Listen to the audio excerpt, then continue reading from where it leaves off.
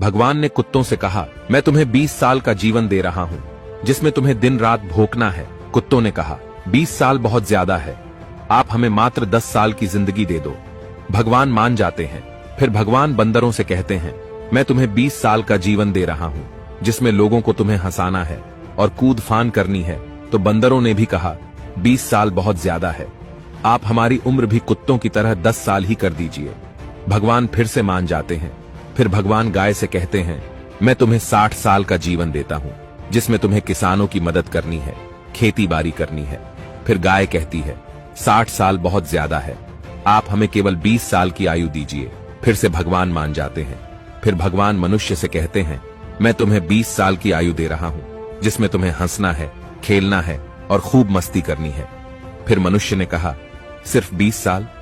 आप एक काम करिए, मेरे 20 साल और कुत्तों के जो बचे 10 साल है और बंदर के 10 साल और गाय के जो 40 साल हैं वो भी दे दीजिए।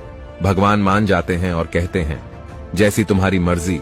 हम भगवान के दिए 20 साल बहुत मजे से जीते हैं और बचे हुए 40 साल हम दिन भर परिश्रम करते हैं। फिर बचे हुए 10 साल हम बंदरों की तरह हम कूद फान करते हैं और आखिरी बचे हुए 10 साल हम घर के बाहर कुत्तों की तरह बैठकर पूरी दुनिया पर भौंकते हैं। हो सकता है जिंदगी का सच ना हो, पर कहीं ना कहीं इसमें सच्चाई भी छुपी हुई है।